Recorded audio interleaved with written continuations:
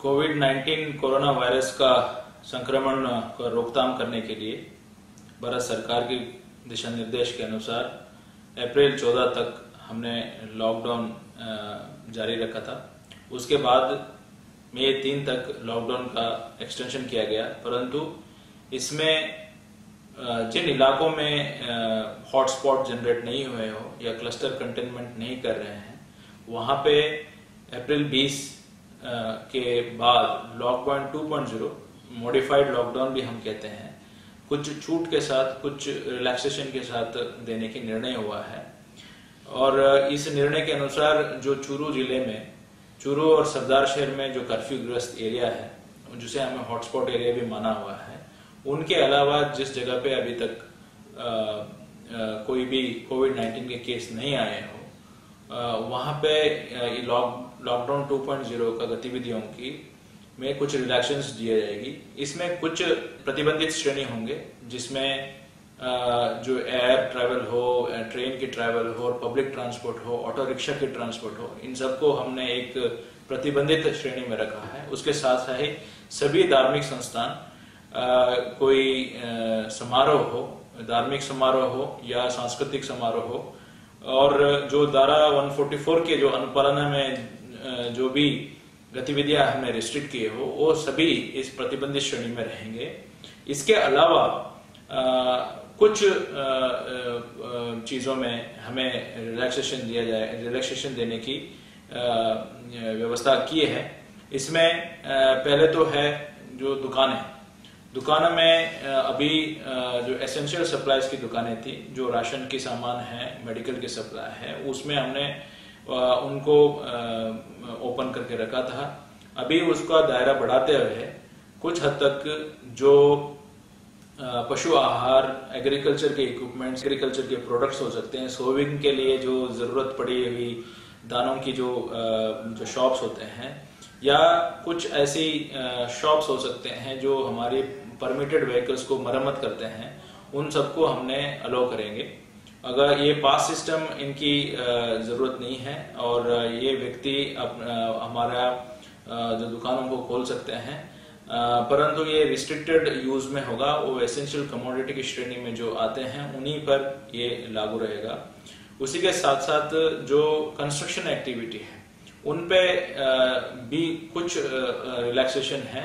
वो भी जो हमारी जो मेडिकल और स्वास्थ्य डिपार्टमेंट की जो ढांचे हैं उनके निर्माण के लिए, या रूरल एरिया में रोड सड़क जो बन रहे हैं उनके अलाउ हो सकते हैं, या रूरल डेवलपमेंट के जो काम में कम्युनिटी वर्क्स का नरेगा से जो कार्य होता है, जो लेबर इंटेंसिव होता है, वहां पे भी अलाउ किया जाएगा।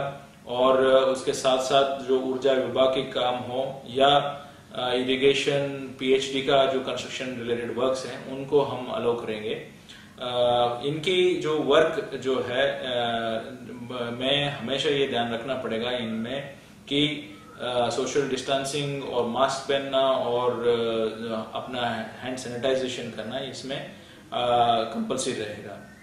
इसके साथ साथ जो सर्विसेज है, सर्विसेज में हम होम डिलीवरी के ऊपर ज्यादा जोर दे रहे हैं। स्पेशली जो सर्विसेज है जहाँ पे हमने परमिशन दिया हुआ है, उसमें मेडिकल सामग्री भी हो सकती है, उसको भी होम डिलीवरी का, राशन का होम डिलीवरी का, दूध की होम डिलीवरी का हमने परमिशन दे चुके हैं। सो होम डिलीवरी के जो सर्विसेज है, ये कुरियर के सर्विसेज है, उन पे हम हमेशा जोर देंगे। उनको परमिशन हमारे जो पास सिस्टम के मूलक वो आ सकता है, उनको ये सेवाएं उपलब्ध रहेगी।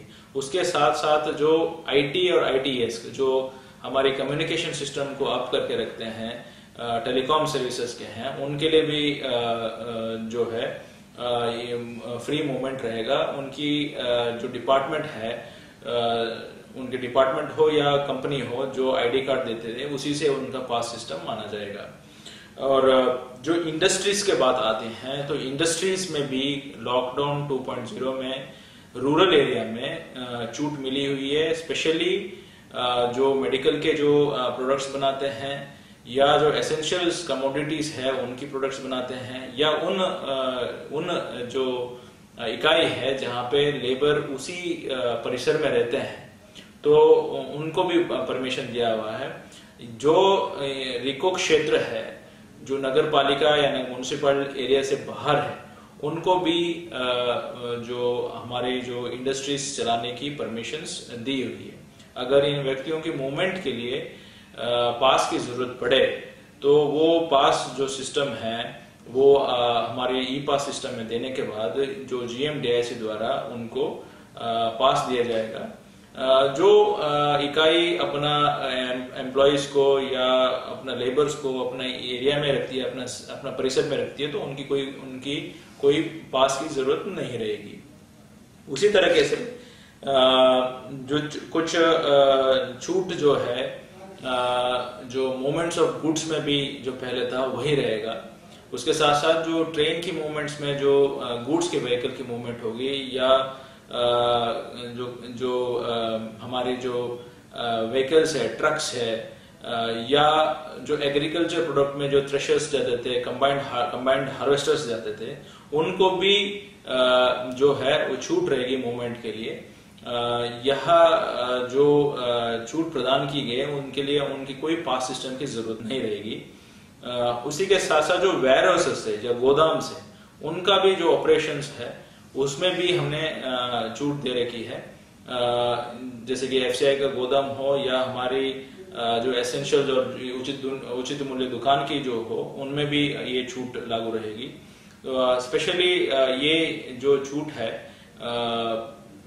उन क्षेत्रों में होगा, लॉकडाउन क्षेत्र में अभी हम रखे हैं, और जो कर्फ्यू क्षेत्र है जहां हॉटस्पॉट बने हुए हैं, इनमें रिस्ट्रिक्शंस लागू रहेगा, कंटेनमेंट जारी रहेगी। और इस क्लस्टर अप्रोच के माध्यम से वहां पे जब तक मेडिकल डिपार्टमेंट के द्वारा या क्वारंटाइन पीरियड ओवर होने के बाद हमें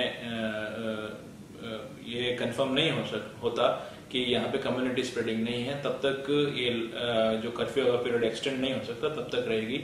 ये जो लॉकडाउन 2 की जो शर्त है ये मई 3 तक लागू रहेगी।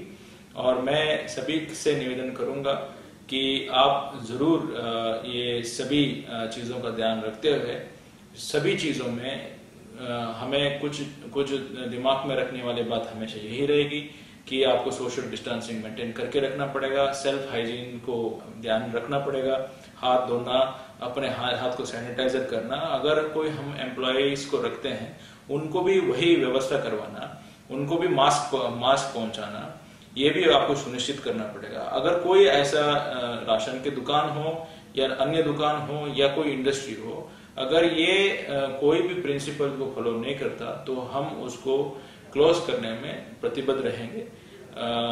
लॉकडाउन का पीरियड जो 14 तक और अभी तक हमने सहयोग दिया, वो आगे भी आप सहयोग देते रहेंगे। ये संक्रमण को रोकने के लिए आप हमें जरूर मदद करेंगे, इस आशा के साथ मैं आप सबको धन्यवाद देता हूँ।